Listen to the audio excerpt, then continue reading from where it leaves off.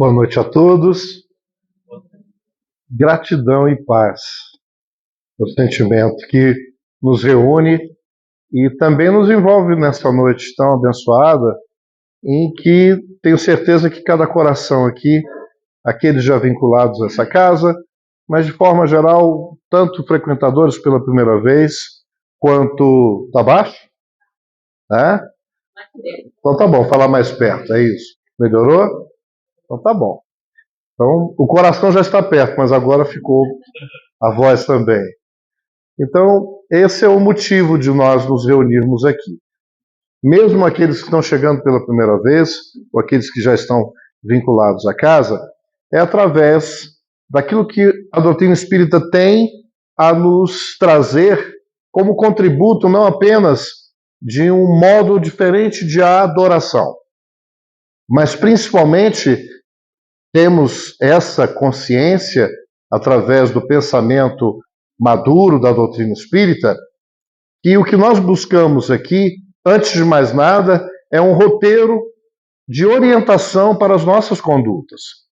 Se assim não fosse, estaríamos novamente cometendo os erros que nós já estabelecemos durante séculos e séculos nas nossas múltiplas vidas, nas nossas múltiplas reencarnações, no sentido equivocado, infantil, desta adoração, que significa não apenas a contemplação positiva de quem louva e admira um roteiro, uma figura, um exemplo de conduta ou de tutela de nossas vidas. É inegável a existência em cada coração nosso do caráter divino que faz parte inerente do espírito humano. Mesmo aqueles que racionalmente buscam negar o lado da sua própria expressão espiritual. Mesmo aqueles que se julgam absolutamente distantes de tudo aquilo que possa ser considerado transcendente, negando até as conquistas da própria ciência acadêmica, que cada dia que passa revela de modo muito natural que a dimensão espiritual é a que prevalece, é a que nós somos. E nós não estamos nem ainda falando da doutrina espírita, nós estamos falando de algo que efetivamente é a realidade. Nós estamos mergulhados no universo que tem a sua expressão material. E no caso do nosso orbe, estamos inclusive mergulhados num corpo que é um corpo denso de matéria, mas que existem sutilezas na expressão da vida tão mais elaboradas e muito, como o próprio nome diz, sutis, muito mais tênues, muito menos visíveis e palpáveis para os sentidos grosseiros.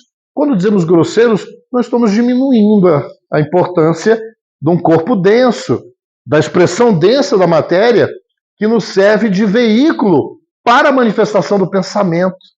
Que é esse o propósito. Para espíritos em processo contínuo de evolução, a matéria no planeta Terra, que é um pequeno orbe, junto desses trilhões. A gente fala trilhões, é porque nem a nossa calculadora dá mais para colocar o que os últimos satélites revelam ser o universo conhecido e visível pelo homem. Visível. Só a Via Láctea já tem aproximadamente mais de 200 bilhões de estrelas como o Sol. E cada uma dessas estrelas, orbitando em torno delas, uma média de 5 a 7 planetas. Então, só aí dá vontade de tomar um cafezinho e dizer, vamos ser um pouquinho mais humildes.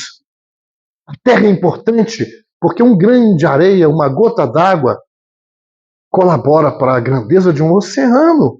Sim, mas não queremos ser a última bolacha do pacote, acharmos que por conta da nossa importância, o universo cabe dentro das nossas concepções. Nós ainda temos muita dificuldade até para podermos nos referir a essa grandeza, que ao mesmo tempo é infinito fora, mas é infinito dentro. Dentro. Os problemas que nós vivemos hoje não são de intercâmbio com as outras culturas extraterrestres. Gosto muito de uma fala do Haroldo, que ele vem nas últimas palestras falando, citando Milor Fernandes, que uma das provas de que existe vida inteligente fora da Terra é que eles não estão fazendo contato conosco. Não é? Porque nós, infelizmente, por negarmos a nossa expressão mais sutil, mais tênue, por negarmos a importância de uma vida ética de fato, não apenas adorativa, contemplativa, mas de fato termos Jesus não apenas como um modelo de adoração, mas sim um guia e um roteiro prático para o meu dia a dia. É por adorarmos Jesus nas igrejas e afastarmos Jesus das nossas decisões no dia a dia, é que estamos nos sentindo desconectados da tal felicidade, da sensação de aconchego e de proximidade de um Deus que o próprio Cristo, junto com tantos dos seus outros emissários, ao longo de todas as épocas, encarnados e desencarnados, na nossa consciência, em momentos às vezes raros, porque nós não nos permitimos desconectar apenas, nos conectarmos apenas com as expressões preocupantes do nosso dia a dia, legítimas. As nossas obrigações materiais, os nossos afazeres, mas estamos tão desconectados com aquilo que é importante, mas aquilo que é essencial, que nos sentimos vazios por dentro. Que nos sentimos cada dia que passa mais melancólicos, mais sem roteiro, sem rumo. E de repente buscamos preencher esses vazios, ignorando que precisamos buscar dentro a felicidade. Precisamos estabelecer o uso das coisas sem nos aprisionarmos às coisas. Um colega meu passou pela dificuldade que passamos nos últimos 2 dias. Fomos à operadora telefônica, porque a gente falou, não vou nem tentar pelo telefone. A gente tem que praticar a caridade nessas coisas mesmo, não é? Enfrentar o telemarketing já é uma prova boa, porque às vezes você, cheio de razão, usando apenas o intelecto, botamos para fora todo o nosso amargor com a justificativa de que temos a razão. E temos tanta razão que nos intoxicamos com a raiva que projetamos, às vezes, de forma até desproporcional, num problema que é chato, nos atrapalha, mas é apenas um telefone. É apenas a internet que eu fiquei um dia. Esse meu amigo disse, eu surtei. Já pensou? Alguém confisca agora todos os nossos celulares? E a gente fala celular, a gente tem que realmente mudar o nome, né? Esses dispositivos de controle e sequestro de nossas almas. Não é assim que está virando? Nós estamos diminuindo a importância daquilo que esse instrumento, com o avanço tecnológico, tem nos proporcionado. Mas nós estamos, de novo, confundindo os meios com os fins. Eu uso o aparelho, eu uso a tecnologia, ou eu sou escravo da tecnologia? A tecnologia serve para eu me aproximar daquilo que é importante para o meu coração, que é o quê? Educar os meus sentimentos. Ah, é para ter sentimento? Não, todo mundo tem, gente. Até o psicopata que não expressa, que está embotado, ele tem.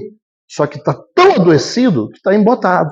Há uma ruptura na psique tão grave que ele não esboça as emoções. Ele não se importa. Mas isso não é para sempre. É um grave adoecimento. Mas nós todos temos transtornos mentais. Não me queiram mal com essa minha fala. Hashtag tamo junto, eu tenho as minhas. Porque transtorno mental, diferente do preconceito que ainda temos com que se chamava à época de Kardec loucura, está me chamando de louco? Não era assim que a gente falava?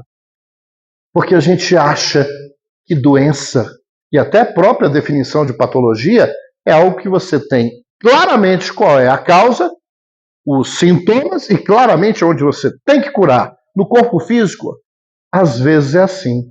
Mas do ponto de vista de transtornos, não é uma ciência tão exata assim.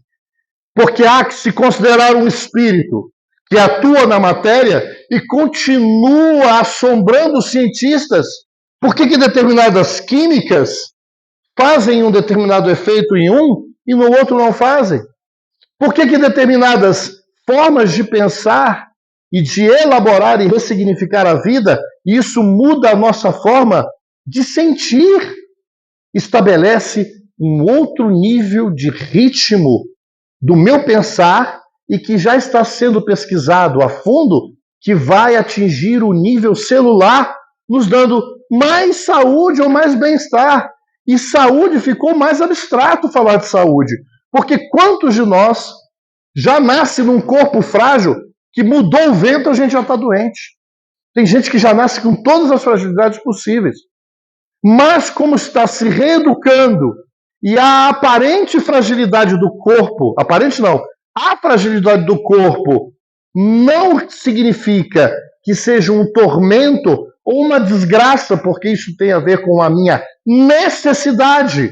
E necessidade é algo imposto, já viu? Ah, isso é necessário. Então vou ter que, não é? Você chega no médico, eu não quero tomar esse remédio. Ele é necessário. Ele está dizendo, toma. Se não tem outra alternativa. E é a lei divina de amor que impõe necessidades, às vezes de passar pela prova da ausência de tormentos do corpo biológico. Já é uma prova grande, porque eu me sinto indestrutível. Vou usar o quê? Essa minha abundância de energia, de saúde.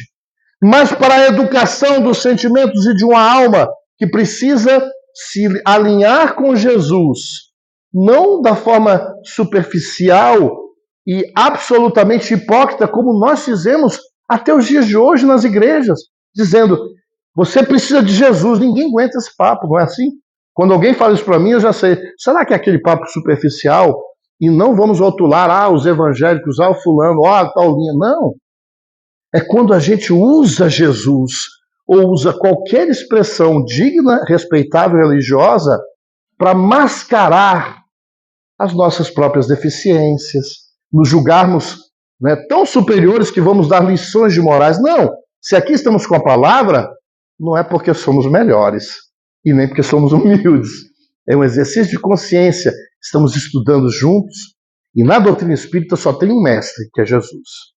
O próprio Kardec buscou um pseudônimo porque ele sabia exatamente qual era a sua função de estudar, de codificar, mas a doutrina é dos espíritos superiores, que também não reivindicam para si a autoria de todos aqueles conhecimentos luminares, porque são da lei divina e partem do coração augusto do Cristo, que é o grande tutor e o diretor dessa grande escola, continua sendo.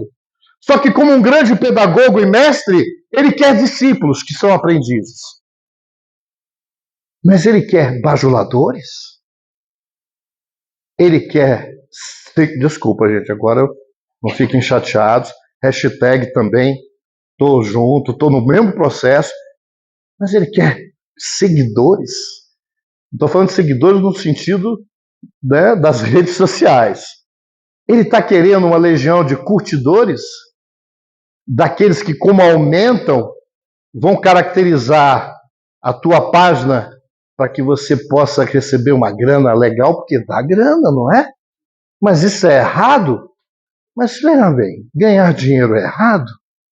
Ter sucesso na internet é errado? Também não. Mas onde é que está o teu coração? Você está vinculando isso como aquilo que vai te fazer feliz? Ou você está prosperando porque tem a oportunidade? Mas se você tiver que largar tudo isso amanhã, se você tiver que fazer como o meu amigo que teve que ficar um dia sem, você vai se sentir tão triste a ponto de dizer que é infeliz, porque as expressões de felicidade da matéria não estão de acordo com os seus desejos. Não sejamos hipócritas. Eu adoro um confortinho. Quem é que não gosta? Na minha área, trabalho com aquilo que as pessoas chamam de luxo. Porque às vezes a gente vai para literalmente decorar a casa das pessoas. Não só a reforma da necessidade porque está caindo, está mofando. Isto não é problema. quando você quer melhorar o seu ambiente, quando você tem harmonia e equilíbrio, e você arruma a sua casa, porque na expressão material de arrumar fora, aquilo é uma lição para arrumar dentro.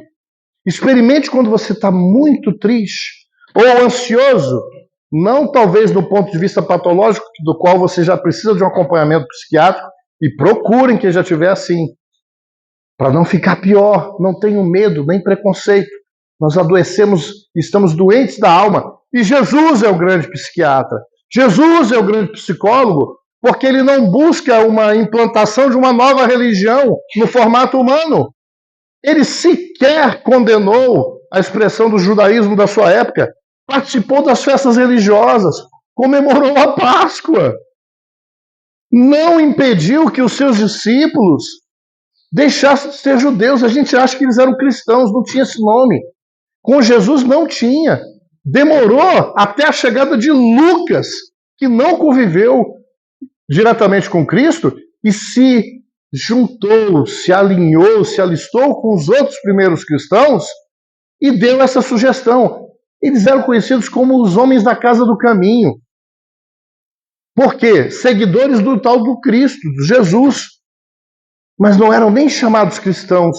Eles frequentavam a sinagoga. Eles eram perseguidos pelos próprios judeus. Não porque eles tinham raiva do judaísmo. Eles eram perseguidos porque Jesus dava a liberdade e mostrava a incoerência de um culto superficial, onde o coração não tinha sequer compaixão de quem morria ao seu lado.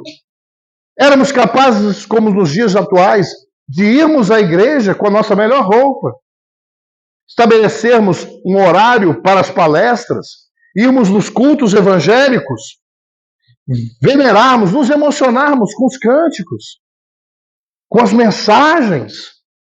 E quando saímos da igreja, já estamos elaborando como é que a gente vai dar o troco para aquele miserável lá do meu trabalho. O que eu vou fazer para enquadrar aquele pessoal da minha família? Porque isso não vai ficar assim, não. Fizeram comigo, vão se ver. Então nós vivemos uma loucura. Nós queremos o Cristo justamente quando o nosso coração padece, quando a doença chega, quando o desequilíbrio mental bate à nossa porta, quando a depressão se instala, quando a ansiedade fica fora de controle. E a gente quer tudo isso para resolver com uma pílula, que é sagrada, que vai agir na crise, mas não tem a profundidade do recurso que nós temos à disposição, porque doutrina espírita é revelação divina e é o evangelho sendo resgatado. Não existe doutrina espírita sem Jesus. Não existe doutrina espírita sem o código ético dele. As outras questões, respeitabilíssimas. Se você faz o hábito de se persignar, mas se é espírita, eu já vi gente querendo causar discussão por conta disso. Se tem alguém que durante as preces espíritas está fazendo o sinal da cruz, vai chegar um sem noção e falar, olha, deixa eu te explicar, aqui é doutrina espírita, não é para fazer isso. Eu quero saber onde é que está escrito que a pessoa tem ou não pode fazer algo. Se ela estuda, ela vai entender que, fazendo ou não fazendo um gesto, o que importa é o teu coração está onde? O teu pensamento está onde? Então, não é porque você ajoelha, você levanta, você repete junto com o sacerdote. Não tem nada de errado nisso na missa. O problema é quando ali está só o corpo e a alma não está junto. O problema é quando a gente participa da liturgia, mas não deixa a liturgia mexer com o nosso raciocínio e com o nosso sentimento, dizendo o que eu tiro da lição da comunhão. Não tem problema você pegar e comer um pedaço, de hóstia, que na prática não é mais sagrado ou menos sagrado do que o pão que você vai comprar na padaria, dependendo da energia e do respeito da vibração que você coloca em tudo e em todos. Então não há problema na expressão material em si.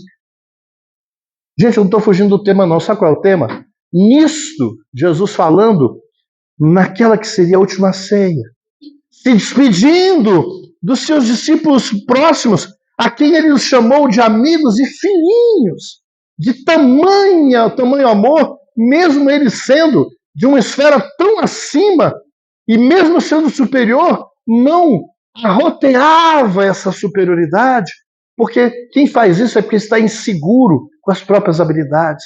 Quando a gente faz muita questão de rebaixar alguém, não fique mal comigo, é com Jesus então, né? Vocês vão brigar, porque isso aqui é para mim também. É porque nós estamos inseguros com as nossas próprias capacidades. Porque quem é bom, quem está bem, não vai se preocupar com o outro, inclusive vai achar bom quando o outro cresce. Outro dia eu fiz um teste que pediram para saber quem é realmente nosso amigo. E eu falei, será que eu vou fazer? Porque o problema de fazer os testes é que a gente descobre, é tão ruim, né? E aí eu estou fazendo, vocês vão ficar agora com cuidado comigo, né? Mas eu vou revelar só para vocês não contam para ninguém. Quando vocês chegarem num evento desse assim, chama aquele que você está meio na dúvida, né? Se é seu amigo mesmo, né? E aí as pessoas chegam e falam assim, oi fulano, oi fulana, e aí, você está bem? Aí você faz o seguinte, olha bem no olho, não desvia não, olha bem no olho dela, abre um sorrisão, mesmo que você não tiver, gente, né?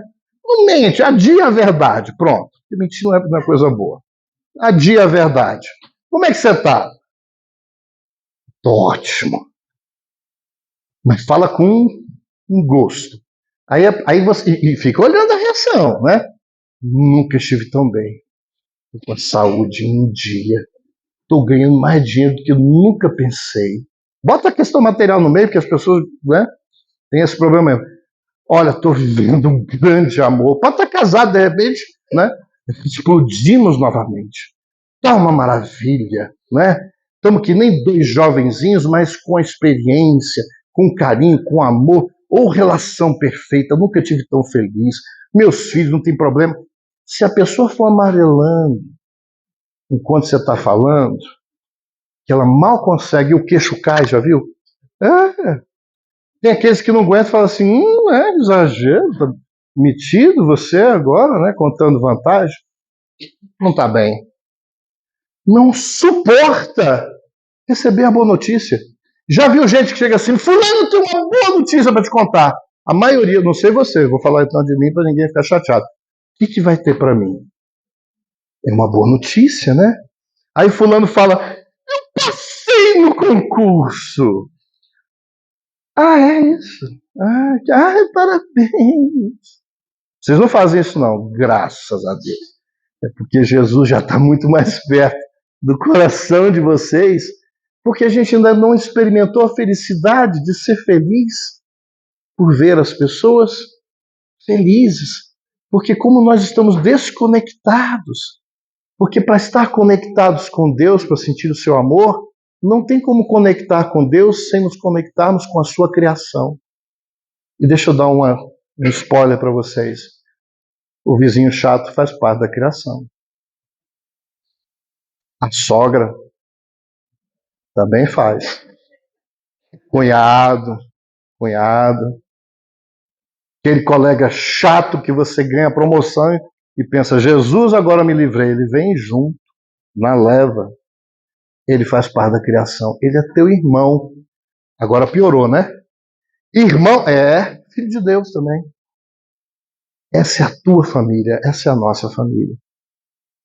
Que no ninho, no círculo estreito familiar, se reproduzem todas as dificuldades, porque também tem um lado daqueles que têm uma simpatia que a gente olha e já vê estrelinha. O que foi? Já fui contigo, né? Já fui com a tua cara. Por quê? Às vezes nem sabe o que o outro pensa ainda, mas há sintonias, que não são só de encarnações passadas, tem a ver com a vibração. E isso não é mais místico, porque todos nós vibramos, tudo vibra, a matéria vibra. Aliás, matéria é energia, energia é matéria. Em que dimensão, em que estado de vibração? Tudo se movimenta na vida. E tudo aquilo que é contrário ao movimento da vida estagna e gera doença. Eis os princípios divinos em nós, em tudo. E a gente ainda olha para Jesus como se fosse um mero revolucionário. Nós não conseguimos nem explicar que ele não é um derrotado por ter sido crucificado, porque ainda não entendemos a ideia do sacrifício. Quando falamos pessoal, não é abdicarmos de uma felicidade, é abdicarmos da escravidão do meio, que é instrumento. É o aluno que dá muito mais valor ao caderno do que as lições que estão ali gravadas. É o aluno que dá muito mais importância e cuidado aos lápis de cor do que aquilo que ele representa no trabalho que ele pintou. É aquele que dá muito mais importância à roupa do que o corpo que veste a roupa.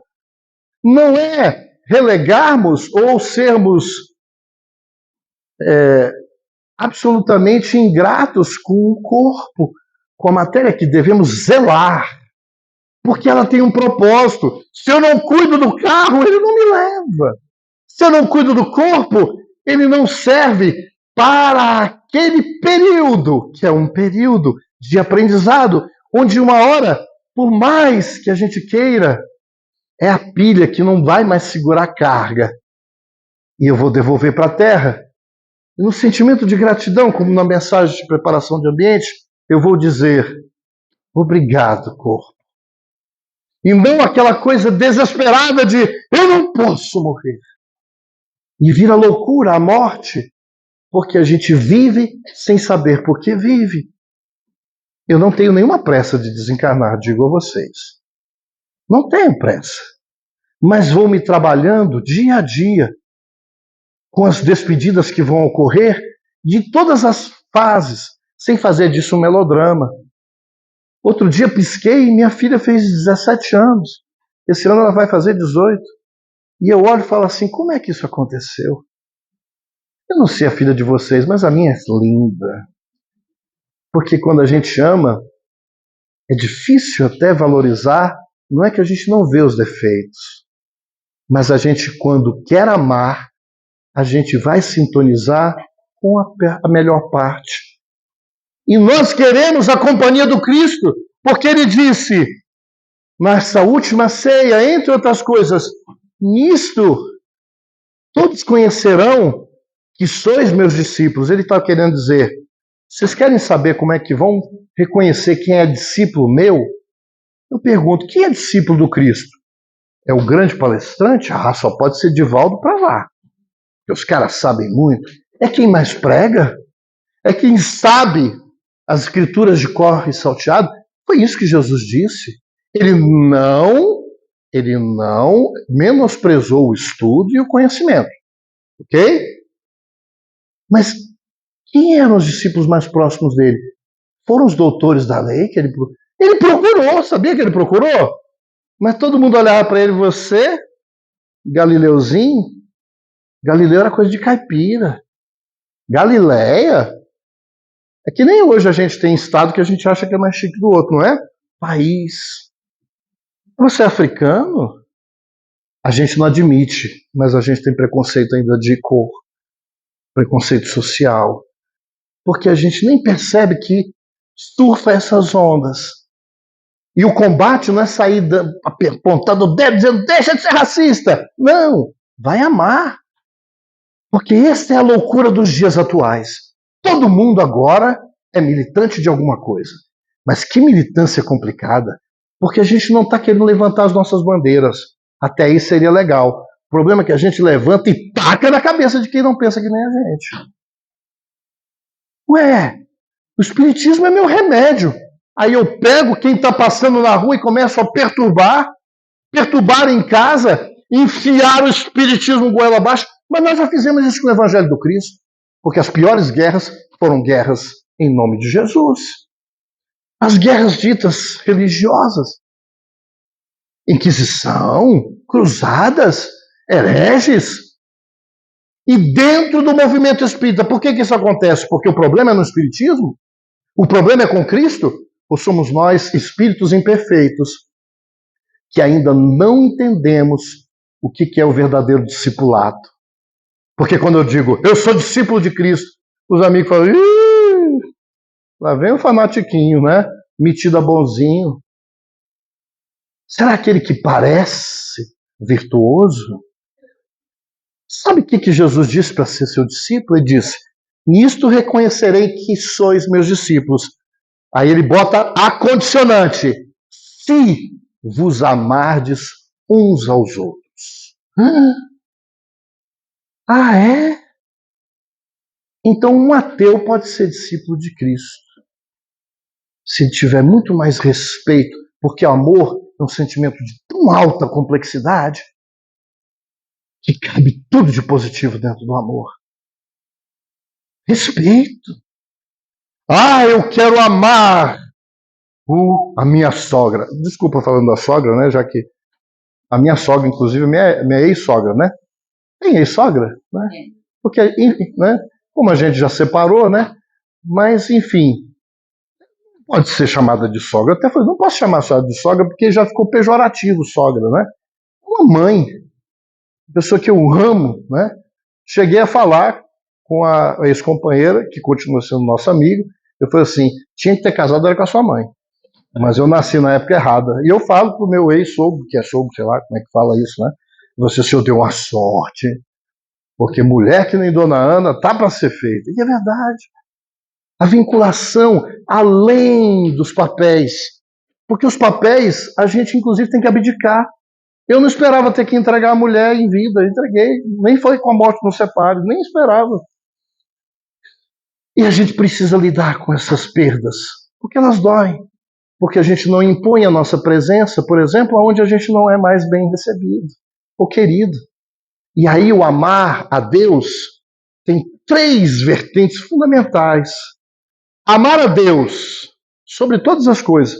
Mas como é que eu posso amar a Deus sobre todas as coisas se eu, no processo de aprendizado e amadurecimento desse sentimento, eu não estabeleço amorosidade comigo? Amar a Deus sobre todas as coisas e ao próximo como a si mesmo. Como é que eu vou amar alguém se eu não me amo? Se eu não tenho um mínimo de autoestima, eu vou oferecer o que para o outro? Eu vou oferecer carência. Me ame, não tem essa coisa assim. E não precisa ser piegas.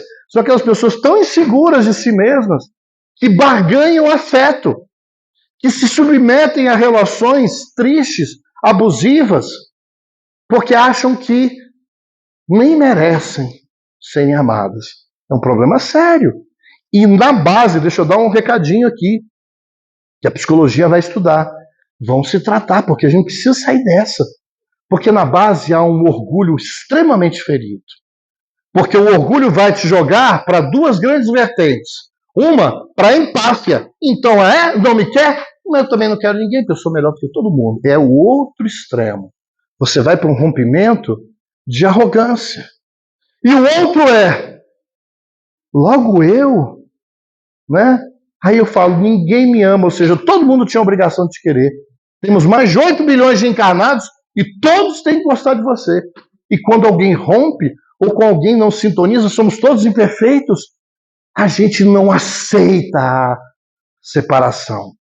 E aí nós vamos ver, não são só os feminicídios, são as escravidões psíquicas de pessoas que dizem que divorciaram, mas é só falar no ex que você vê que não houve a separação. Está ligado e da pior forma possível, porque liga e fala, aquele traste, aquela bruxa. E na hora que vem a boca amarga, eu até percebo o veneno escorrendo por aqui. Porque continua ressentido. Ressentido é ressentindo aquele sentimento que foi ruim da época. Não fez o trabalho do perdão, que é um processo de dizer, é claro que não foi bom o que aconteceu entre nós. Aquelas situações me machucaram, mas eu permitir que elas sejam cultivadas e reacendidas no meu coração durante anos. Desculpa, gente, não perdoar é uma escolha. E não é que seja um processo automático. Eu preciso decidir, eu vou me libertar desse sentimento ruim. Como alguém que se lembra do passado, por exemplo, de brigas que teve com o irmão, e a gente ri junto. E na época foi bravo. E a gente ri porque a gente lembra, como alguém que vê a cicatriz no braço, que mostra, porque você não esqueceu que se cortou. Às vezes tem uma cicatriz grande de um acidente que você teve, que botou não sei quantos pinos. Perdoar não é esquecer. Só que como as coisas você se permite cicatrizar, E tem cicatrizações da alma que dependem de uma movimentação amorosa contigo. Não é só pelo outro. E aí, como você não permite cicatrizar, essa ferida está aberta no teu coração. E você nunca está pronto para nenhum relacionamento de igual teor com ninguém, porque você leva todo, me perdoe, você leva aquilo que era para ter sido sepultado, né? É o defunto do relacionamento, ele vem junto. Então o outro fica, né, com você e a sombra de algo que você não conseguiu se libertar. Porque nós somos tão orgulhosos e tão possessivos nas nossas afeições que a gente confunde amar com eu te amo se você me ama.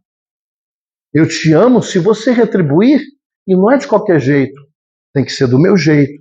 Porque há pessoas que expressam o carinho fisicamente, não parece que são mais carinhosos. Você vai andando, a mãozinha já procura a sua. E às vezes você não vai nem lá, meu filho, né? E já pega aqui do lado, né? Aí a gente fala, ô grude, né? E o outro, às vezes, é exagerado na ausência do afeto físico. Mas há admirações mútuas, há sintonias, há querer bem, você aprende a respeitar isso. E quando está muito carente, falou, ô fulaninho, um pouquinho, né? Um pouquinho. Mas amar de verdade é nosso. Porque ninguém coloca nas mãos do outro a chave da felicidade. Eu não sou ninguém sem você. Ave Maria, não falo isso, não. Tá difícil só a gente, imagina se eu botar isso na mão do outro e da outra. Dos nossos filhos. Ai, se meu filho, claro que esse é um amor, né? Visceral. Mas nossos filhos também são espíritos e filhos de Deus. E às vezes a gente vai se despedir em vida, não só pela desencarnação precoce. Às vezes eles racham a gente de ingratidão. Mas quando a gente ama, a gente sente a falta. A gente pode até chorar de saudade. Mas como a gente quer o bem deles, eu quero que eles estejam bem. Porque o amor que me nutre é o amor que eu nutro pelo outro. Quando eu começo a sentir isso, eu faço conexão com esse mandamento. Meus discípulos serão conhecidos por muitos se pegarem, por muitos se armarem uns contra os outros, por muito defenderem os seus direitos, e com você eu não falo. Com os da direita eu não falo, com os da esquerda eu não lido. Outro dia perguntaram se eu queria ser do movimento espírita de esquerda ou de direita. Eu falei, não é possível, Kardec, como é um bom menino, deve estar chorando, porque se revirando do túmulo não, porque ele não está lá, né? Eu falei, não é possível, vocês estão inventando um espiritismo à moda do que é pior no ser humano. Mas eu não também podia, para poder criticar uma ação, ser arrogante, que aqui eu estou brincando, arrogante ou petulante com alguém que está nessa fase querendo desvirtuar porque não entendeu a proposta do Cristo e muito menos a do Espiritismo. Porque são pessoas que estão com raiva de outros que também são imperfeitos, que eles estão rotulando.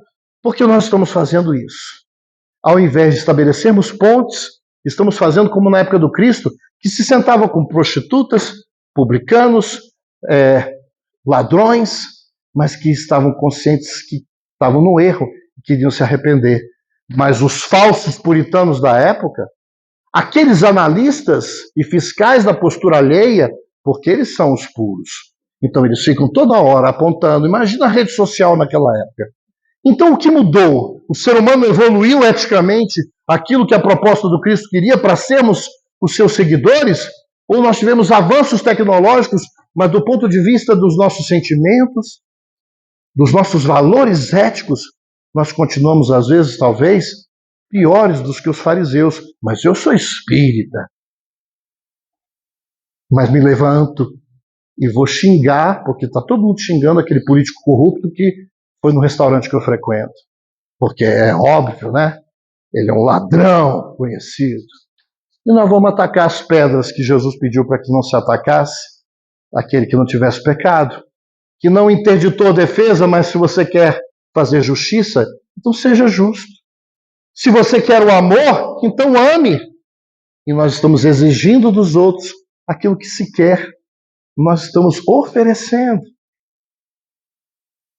E ele ainda continua dizendo: um novo mandamento vos dou, porque até então já tinha o amar a Deus sobre todas as coisas, e ao próximo como a si mesmo, está em Deuteronômio e Levítico. É a pedra fundamental da primeira revelação, que não caduca.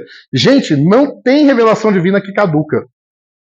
Porque se é revelação divina, se é lei divina, não vai caducar. Só que nas escrituras sagradas da primeira revelação, não tem apenas revelação divina. Tem ali o histórico de uma nação, de um povo, a busca de Deus errando, fazendo esforços, entrando em guerra, fazendo coisas boas, mas também se equivocando. Vem Jesus e fala: eu vou mostrar como é que se faz a coisa certa. Porque nesse momento que ele estava dando ensino, sabe o que ele fez mais uma vez? Ele não só falou. Porque em determinado momento, no livro Boa Nova, Humberto de Campos descreve belíssimamente essa cena. Jesus, à moda dos servos e dos escravos mais simples, na ceia. Porque naquela época, gente, o povo andava descalço no deserto. Então você chegar na casa de alguém, não era só um copinho d'água. Tinha um lava-pé. Oh, até hoje seria legal, né? Só que a gente fica com medo de tirar o sapato, porque senão nós vamos fechar, às vezes, a casa da visita, né? Mas naquela época era um copinho d'água e lavar o pé. Só que não era o dono da casa que lavava. Aí você sabia que o povo de Deus também tinha escravo? Olha a incoerência. Era chique. Mas não vai muito longe. Os cristãos do século XIX, no Brasil, íamos para a missa aos domingos e quando chegávamos, a gente torturava um escravozinho que não serviu direito o café. Mandava cegar, mandava chicotear e tratava que nem bicho. Cristãos depois da missa. Onde estão as nossas incoerências dos tempos atuais, aonde o Cristo diz: nós estamos precisando de seguidores do Cristo na prática. Alguém que pegue e entenda que sente ódio, sente ainda raiva, sente vontade de jogar o irmão pela janela. Eu sinto às vezes. E às vezes é um irmão próximozinho. Às vezes é o marido, a esposa. Você não joga, porque passa. Aí você olha e fala: mas ele é tão bonitinho. É às vezes meio ordinário que nem eu também com as coisas. Mas eu amo, eu vim aqui para a gente se tolerar a pessoa e não ser tolerante com atitude. Mas ser intolerante com atitude é saber que eu não posso impor uma reforma no coração de alguém da mesma forma que eu não posso santificação de um dia para o outro. Mas a gente quer o outro santo, o outro evoluído. Mas eu tenho que ter misericórdia para comigo. Então veja bem, cobrar ou incentivar com os nossos próprios gestos. Aí isso aqui que ele fez? Ele, que era o mestre dos mestres, retirou a túnica, amarrou a toalha na cintura e começou a lavar os pés dos discípulos. Pedro foi um que falou assim: você não vai lavar meu pé, Senhor. Tipo assim, que isso? Ainda julgou os companheirinhos que estavam deixando o mestre lavar os pés. E Jesus o advertiu: Pedro, se tu não me deixas lavar os pés, tu não tens nada comigo.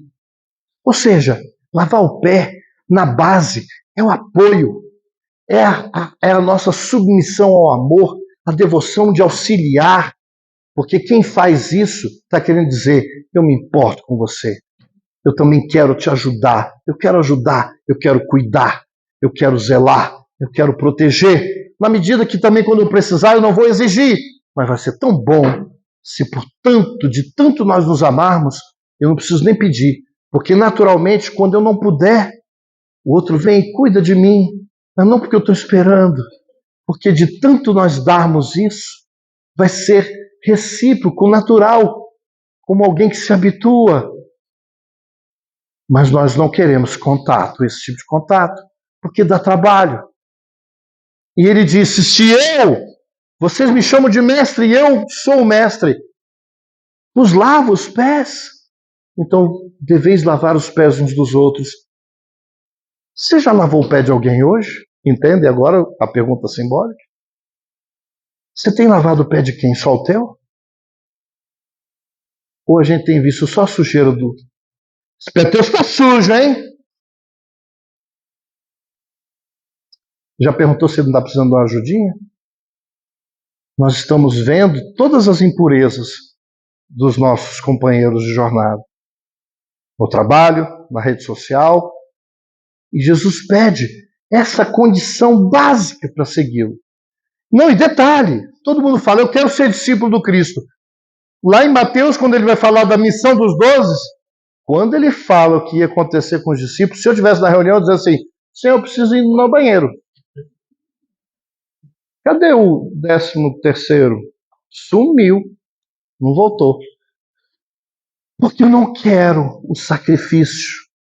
E o sacrifício é o entendimento de enquanto na maioria da humanidade prevalece o interesse personalista. Não é a gente abdicar da autoestima, do autozelo. Não confundamos isso. Interesse pessoal é, mesmo quando eu vou fazer uma palestra, às vezes eu estou disfarçando de mim mesmo, dizendo, será que eu causei impacto? Esse é o sentimento que às vezes eu quero negar. Que não é bom, mas não deixa de fazer não, porque com o tempo, quem sabe ele vai embora. Não só de fazer palestra, mas de tentar viver, para jogar essa vaidade no lixo. Não o autozelo, não a satisfação de ouvir alguém que ficou feliz com o que você trouxe do estudo. Separe as coisas, aceite isso. Porque antes eu era humilde demais. Não me elogie. Não, pode elogiar, eu quero é o carinho eu fico. Você é doido que eu vou deixar de negócio desse? Cheguei aqui, cada abraço gostoso que eu recebi. Eu quero, preciso desse carinho e gosto de retribuir. Agora, não vá se achando, né, Maurício? Só porque você está aqui a 30, 40 centímetros mais alto e está hoje com o microfone na mão, não subestime e não julgue ninguém. Porque para ser discípulo do Cristo, a prerrogativa é de amar. E tem muita gente que fala bonito. Nem eu falo bonito. Tem muita gente que é brilhante às vezes. Mas onde é que está o coração? Está preocupado com a performance? Ah, o Zé Amin está filmando. Os nossos queridos que estão assistindo agora, né, Zé Amin? Vamos dar fazer aqui a divulgação. Olha que maravilha a tecnologia, os nossos irmãos que nos perdoem, talvez até a naturalidade excessiva, as brincadeiras, mas isso é para que a gente se identifique com a essência do Cristo que está nas nossas vidas. Para você que está assistindo agora, 1 ano depois, 2 anos, 1 mês, 2 semanas, o tempo de adesão é hoje. Fazendo o quê? Revolucionando? Não! Faça as coisas que são simples, que estão à sua mão. Então, se alguém ficou incomodado com a história da mãozinha pegajosa, né? Isso virou um assunto depois da palestra? Não! Dá um cheirinho e fala, ó, eu sei que eu sou grudento. Vou maneirar um pouquinho. Mas de vez em quando, dá um cheiro aqui. Né? E vai tratando com mais leveza. E sinta-se bem, derrame as suas lágrimas, mas seja grato pela vida, por tudo que ela tem, por tudo que ela lhe oferece e por tudo que ela às vezes lhe tira para o teu aprendizado. Porque a maioria das vezes nós vamos saber o porquê das coisas, mas o para quê é evoluir, melhorar. Não importa as adversidades que você está passando. Quando eu digo não importa, não é que elas não tenham importância para vocês, não importa no sentido de não tem esse valor trágico, mesmo passando pelas dores que cada um possa estar passando. As dificuldades na doença, nos relacionamentos, no trabalho, nos projetos, as dificuldades íntimas que às vezes você não consegue nem explicar. Tem solução. Continua perseverando. Ame, busque o melhor, não apenas para você. Arrume a casa, faça algo de bom, aproxime-se de quem, mesmo não tendo razão, merece a sua paz, o seu amor, a sua movimentação. Preserve-se, mas antes de mais nada, preserve o seu coração de tanto lixo emocional, de tanto ódio, de tantas restrições, de tanta mágoa, para que o Cristo encontre pontes com os nossos corações. E não apenas no momento de louvor, em que a espiritualidade agora, nesse momento, abraça cada um de vocês. Não apenas no passe, mas nesse momento, quantos processos de atenuação das nossas dores, inclusive físicas, o abraço de entes queridos que vocês nem imaginam e que se encontram não apenas no desdobramento do sono, mas agora felizes, porque pelo menos em alguns minutos vocês desconectaram só dos problemas materiais. E quando chegar em casa, estabeleça momentos na sua intimidade, na sua rotina, para uma leitura, para uma oração que seja uma conversa sincera com Deus, para que você chore, não de desespero, às vezes de tristeza, mas também daquela sensação de que não estamos sozinhos. Para finalizar, vamos lembrar novamente Alta de Souza, no livro Parnaso de Além Túmulo, onde ela fala dessa conexão com Cristo, com Deus, e ela diz na mensagem fraterna: meu irmão, tuas preces mais singelas são ouvidas no espaço ilimitado, mas sei que às vezes choras consternado ao silêncio da força que interpelas. Volve ao teu templo interno abandonado, a mais alta de todas as capelas, e as respostas mais íntimas e belas hão de fazer-te alegre e deslumbrado. Ouve o teu coração em cada prece. Deus responde em ti mesmo e te esclarece com a força eterna da consolação. Compreenderás a dor que te domina, sob linguagem pura e peregrina da voz de Deus em luz de redenção. Muita paz, muito amor nos nossos corações. É o que o Cristo deseja e anseia e aguarda com as mãos estendidas, fazendo uma movimentação que lhe é própria. Mas é necessário que a gente atenda ao imperativo do vinde a mim, façamos a nossa aproximação, sem sermos hipócritas, reconhecendo os nossos erros, mas buscando a boa parte dos nossos corações e nos corações daqueles que nos rodeiam. Que assim seja.